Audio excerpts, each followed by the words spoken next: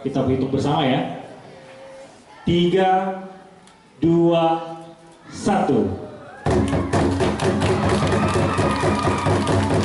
Kita beri aplaus yang meriah untuk launching terbaik dalam inklusi budaya. Maaf dari tim inklusi yang tidak bisa hadir pada hari ini, tapi mungkin itu saja yang bisa saya ucapkan. Saya terima kasih sekali lagi Kepala Sekolah SMP Negeri 2. Pesan saya pada Bapak Tangannya di kepala. Ya. Dari Gujarat. DPRD, Kemenkumham, dan juga bagian hukum. Sekali lagi penghargaan dan ucapan terima kasih kami dari program inklusi. Tunggu dulu, satu lagi dari komunitas Rungu. Komunitas Rungu dan JWI. Nanti bisa di tingkat pendidikan anak usia dini, SD, juga bisa di inklusif. Ini bukan hanya slogan tetapi betul-betul menjadi Perda ini bisa kita sahkan di tahun ini karena ini Mau diberi jalan. Ya.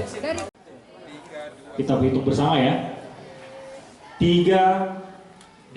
2, 1. Kita beri aplaus yang meriah untuk launching terbaik dalam inklusi budaya. maaf dari tim inklusi yang tidak bisa hadir pada hari ini, tapi mungkin itu saja yang bisa saya ucapkan. Saya terima kasih sekali lagi Kepala Sekolah SMP Negeri 2. Pesan saya pada Bapak Tangannya di kepala. Ya. Dari Gujarat.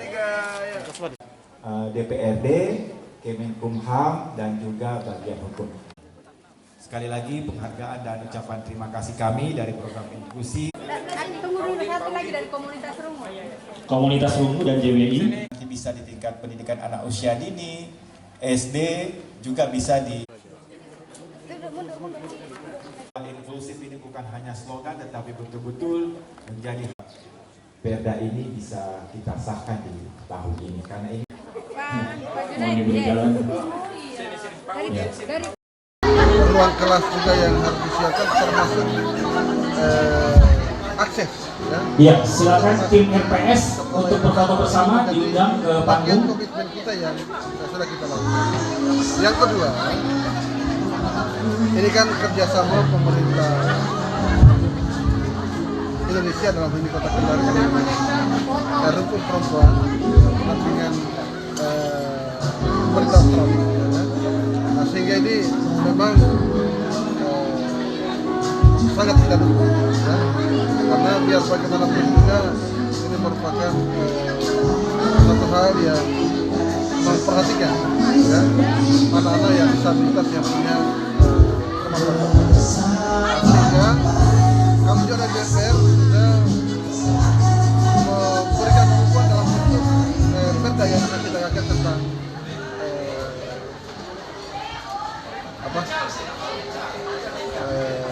inklusi ini, termasuk keterlibatan mereka dalam kegiatan-kegiatan DPR. Di beberapa kegiatan sebelumnya kita sudah libatkan, sudah kita undang menghadiri reses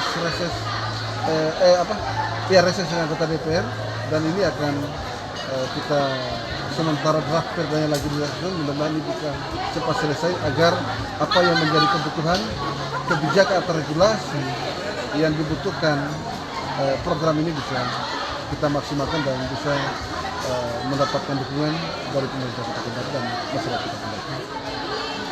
Apa nih Pak? Oh ya, jadi kegiatan hari ini adalah launching untuk sekolah inklusif piloting. Jadi terpilihnya SMP Negeri 2 Kendari sebagai sekolah piloting ini bukan kemudian hanya yang pertama di Kota Kendari, tapi se-Indonesia sebenarnya. Jadi sekolah piloting inklusif yang kemudian digagas oleh Yayasan Bakti Jakarta Makassar dan juga Rumpun Perempuan Sultra itu yang pertama di Kota Kendari dan sekaligus yang pertama di Indonesia. Nah, kegiatan kita ini alhamdulillah tadi sudah berjalan dengan sangat baik. Kami terpilih sebagai sekolah piloting itu juga berdasarkan asesmen, jadi berdasarkan penilaian. Jadi tim penilainya itu ada dari Bapeda, ada dari Dinas Sosial, ada dari Dinas Pendidikan Kepemudaan dan Olahraga Kota Kendari, ada dari disabilitas, forum disabilitas, ada dari SLB dan lain sebagainya. Jadi Kami terpilih itu karena memang kebetulan kami di sini anak berkebutuhan khusus. Berdasarkan data Dapodik itu ada 27 orang. Jadi mulai dari yang berkebutuhan khusus di sensorik, yang low vision, kemudian ada juga yang lamban belajar, ada juga yang kemudian fisik, yang tunadaksa, dan ada juga yang mental 1 orang. Dari Pak, untuk pengaplikasian daripada sekolah inklusif seperti apa? Jadi sekarang yang utama adalah bagaimana kemudian anak-anak yang berkebutuhan khusus di sekolah dilayani dengan baik. Artinya bahwa mereka harus tidak bisa didiskriminasikan dengan anak-anak yang lainnya. Itu yang paling utama. Jadi guru-guru sudah harus siap ketika memberikan pembelajaran itu bagaimana melayani anak-anak berkebutuhan khusus. Contoh misalnya, ketika anak low vision misalnya dan dia kebetulan belum membeli kacamata, maka dia harus duduk paling depan. Termasuk juga yang tunarungu misalnya, jadi dia harus duduk paling depan.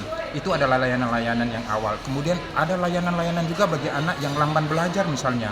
Ada anak-anak itu sudah kelas 7 SMP belum tahu membaca misalnya. Itu bukan karena dia malas atau dia bodoh sebenarnya, tapi memang dia berkebutuhan khusus di lamban belajar. Jadi kita sebagai guru harus mampu melayani dia, mampu untuk kemudian tidak membulinya. Jadi teman-temannya itu diberitahu bahwa teman itu seperti ini, seperti ini. Jadi yang paling utama adalah bagaimana membangkitkan rasa empati dari teman-temannya, dari siswa itu sendiri dan juga dari guru-guru.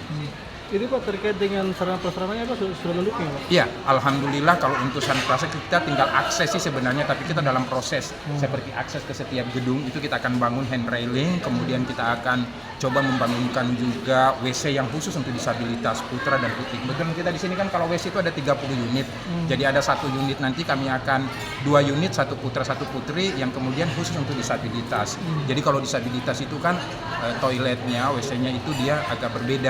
Di tahun 2024 saya akan menganggarkan di dana BOS untuk membelikan kacamata dan alat bantu dengar serta 1 kursi roda.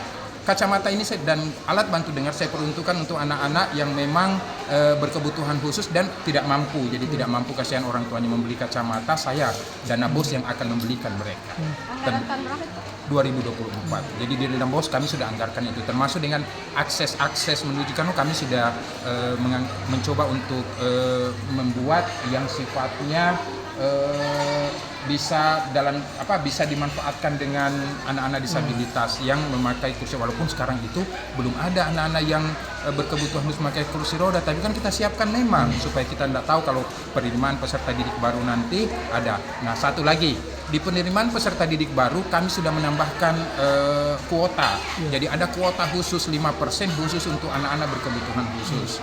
Jadi di Juknis yang dikeluarkan oleh pemerintah pusat yang kemudian diadaptasi oleh Dinas Pendidikan Kepemudaan dan Olahraga Kota Kendari, kami tambah, yaitu 75% untuk zonasi, 10% untuk afirmasi, pindah orang tua 5%, prestasi 10%, dan yang terakhir berkebutuhan khusus 5%.